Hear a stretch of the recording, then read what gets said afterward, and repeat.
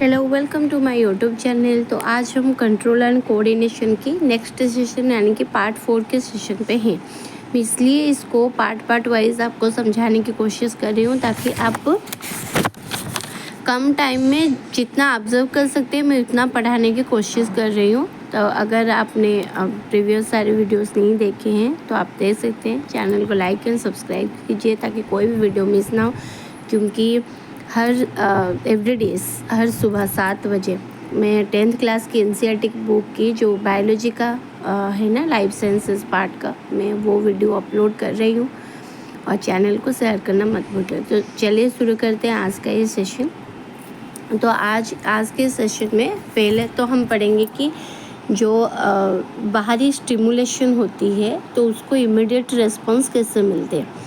ठीक है, तो ऐसा होता है कि प्लांट में जब कोई ग्रोथ ना होता है ना, तो उसमें क्या होता है ना, जो मूवमेंट होता है it is according to the response to touch. तो इसी वजह से मैंने प्रीवियस सेशन में जो बोली थी कि च्युइंग का प्लांट, जो टच पिनट प्लांट में जब हम उसको टच करते हैं तो उसका लीव्स क्या हो जाते हैं, फोल्ड अप हो जाता है। तो इसका वजह क्या है, क्योंकि move in between inside the leaves in response to touch.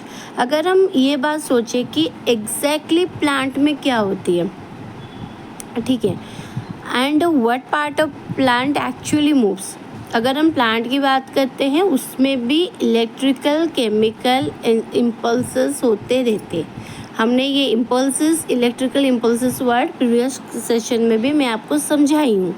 ठीक है, तो प्लांट में भी वही इलेक्ट्रिकल केमिकल इम्पल्सेस होते रहती है and it means to convey this information from cell to cell. तो उसमें क्या होता है, उसमें तो डेंड्राइट एक्सन वगैरह नहीं होता है ह्यूमन बॉडी की तरह। तो उसमें क्या होता है ना, जो मूवमेंट होती है, जो इन्फॉर्मेशन ट्रांसफ़र होती है from cell to cell. Okay, अगर हम वहाँ पे एक स्पेशलाइज्ड टिश्यू की बात करते हैं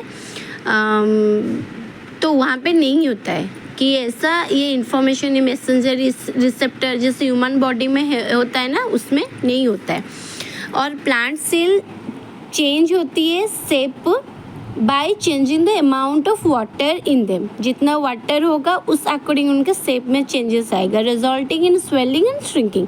पानी कम होगा तो श्रिंक होगा, पानी ज़्यादा होगा तो स्वेलिंग होगा। ऐसे ही मूवमेंट होते रहते हैं उनमें and therefore in changing shapes. अगर हम मूवमेंट ड्यू टू ग्रोथ की बात करते हैं, कुछ प्लांट ऐसे भी होते हैं जैसे कि हमारा पी प्लांट हो गया, they are climb up other plants and fences by means of tendrils. जितने भी हमारा ये जो प्लांट होते हैं वो क्या करते हैं ना, वो एक क्लाइंबिंग प्लांट होते हैं, क्रीपिंग प्लांट होते हैं। वो एक किसके साथ टेंड्राइल के थ्रू ये बढ़ते हैं। ठीक है, and this tendrils are sensitive to touch.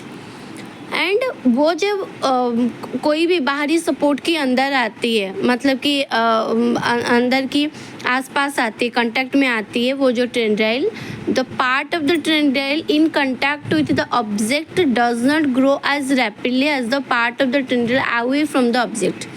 अगर कोई बाहरी सपोर्ट आती है तो उसमें क्या होता है ना, इतना ग्रोथ उसका रैपिडली नहीं होता जितना उससे वो दूर होके होता है। आप भी देखे होंगे हमारे बगीचे में बहुत सारे ऐसे क्रीपर है, क्लाइंबर प्लांट है, तो ऐसे ही तो होते हैं। And this causes the tendril to circle around the object and thus cling to it. ये उसमें अटैच होके बढ़ता है, ग्रोथ उसका अटैच होके, इसे रोलिंग में अटैच होके ये बढ़ता है। और प्लांट क्या रिस्पॉन्स करते हैं, स्टिमुलेशन को स्लोली रिस्पॉन्स करते हैं because this is the growth in direction. Okay, और जो एनवायरमेंटल ट्रिगर होते हैं जैसे कि लाइट और ग्रेविटी का हो गया, जैसे कि हमने पढ़ रखे हैं कि मैंने प्रीवियस सेशन में भी बताई थी कि स्टेम क्या होता है, वो हमेशा अपवर्ड मूवमेंट में बढ़ता है, फोटोट्रोपिक मूवमेंट मैंने बताई थी। और रूट क्या होता है, वो सॉइल के टूवर्ड्स ये बढ़ती है। तो ये जो लाइट हो गया, ये जो सॉइल हो गया, इसके द्वारा अफेक्टेड जो मूवमेंट होते हैं प्लांट के, उसको ट्रॉपिक मूवमेंट बोला जाता है, फोटोट्रॉपिक मूवमेंट बोला जाता है। और अगर प्लांट क्या करता है ना, इससे जो ट्रॉपिज्म शो करता है, it is response to the other stimuli as well. अगर रूट की बात करते हैं तो एक जो प्लांट का रूट होता है वो always grow downwards while the shoots usually grow upwards and away from the earth. हमने ये पढ़ रखे, मैंने बार बार ये समझा चुकी हूँ। अगर इसी अपवर्ड और डाउनवर्ड ग्रोथ की शूट या रूट की बात करते हैं in response to the pull of earth और gravity, this is known as geotropism. Geotropism में जियो में तो भू ही उसका मतलब होता है। तो अगर ग्रेविटी के वजह से वो अफेक्टेड होकर डायरेक्शनल मूवमेंट उसका होता है, उसको जियोट्रॉपिज्म बोला जाता है। अगर लाइट की तरफ से आती है तो उसको फोटोट्रॉपिज्म बोला जाता है। केमोट्रॉपिज्म क्या होता है? It is the growth of pollen tube towards ovules. अगर इलेक्ट्रिकल इम्पल्सेस की बात करें तो वो क्या होता है ना, this is the medium of transmission. अगर कुछ लिमिटेशंस की बात करते हैं इलेक्ट्रिकल इम्पल्सेस की, तो फर्स्टली तो क्या आएगा, वो सिर्फ वही सेल तक पहुंचेंगे जो कि नर्वस टिश्यू से कनेक्टेड है। बाकी हम अगर बोलेंगे कि वो हमारा कुछ नर्वस टिश्यू के अलावा जो सारे टिश्यूज़ होते हैं वो उसके साथ भी, जैसे मसल टिश्यू हो गया, बोन टिश्यू हो गया, वो उससे भी अफेक्टेड रहती है। नहीं, electrical impulses only affected on which is connected to the nervous tissue. Secondly क्या होता है, once an electrical impulse is generated in a cell and transmitted the cell will take some time to reset its mechanism। ये sudden नहीं होता है। अगर हम दूसरी भाषा में बोले, जो सेल जो होता है वो कभी भी कंटिन्यूअली क्रिएट नहीं होता है, ट्रांसमिट नहीं होता है। मतलब कि ये एक प्रोसेस ऐसा नहीं है कि ये बार बार क्रिएट होता रहेगा, ट्रांसमिट भी होता रहेगा। ये एक स्लो मेथड है। एंड कुछ मल्टी सेलुलर ऑर्गेनिजम्स जिससे होते हैं वो एक another means of communication follow करते हैं जिसको हम केमिकल कम्युनिकेशन बोलते हैं। Instead of generating an electrical impulse stimulated cells release a chemical compound, और ये जो केमिकल कंपाउंड फॉर्म होता है it will diffuse all around the original cell. ये ओरिजिनल सेल के चारों तरफ डिफ्यूज हो जाता है। तो अगर हम प्लांट हार्मोन की बात करें, जैसे कि हमने केमिकल कंपाउंड की बात किए थे, तो प्लांट में बहुत सारे 5 प्रकार के हार्मोन पाए जाते हैं जो उसके डिफरेंट फंक्शन के लिए ये रेस्पॉन्सिबल है। ठीक है, अगर हम ऑक्सिन की बात करते हैं, ऑक्सिन क्या होता है, रूट की ग्रोथ में हेल्प करती है।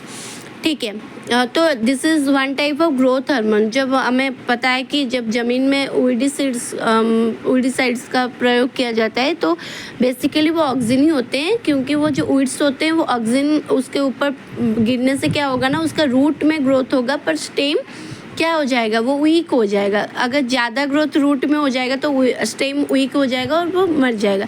तो ये एक ऑक्सिन का फंक्शन है। अगर हम दूसरी ग्रोथ हार्मोन की बात करते हैं वो है जिबरेलिन। जिबरेलिन क्या होता है, स्टेम में होती है, जो इसको स्टेम सेल की ग्रोथ में हेल्प करती है।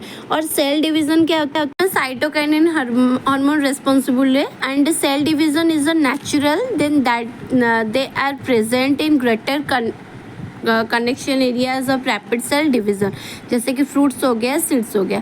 और ऐसा तो नहीं है कि प्लांट में सिर्फ ग्रोथ ही होता रहेगा, इसमें तो ग्रोथ कभी ख़त्म ही नहीं होगा। तो ग्रोथ को इनिबिट करने के लिए उसमें एक और हार्मोन पाए जाते हैं, उसका नाम है abscisic acid and it inhibits growth. Its effect include wilting of leaves. तो ये तो रहा आज का सेशन। तो अगले सेशन में हम जो एनिमल में हार्मोन्स पाए जाते हैं उसके बारे में पढ़ेंगे। तो मुझे लगता है कि आप इस वीडियो के थ्रू इस सेशन में जो हार्मोन्स रिलेटेड, स्टिमुलेशन रिलेटेड पढ़ाया गया है आप समझ चुके होंगे। चैनल को लाइक एंड सब्सक्राइब करना मत भूलिए।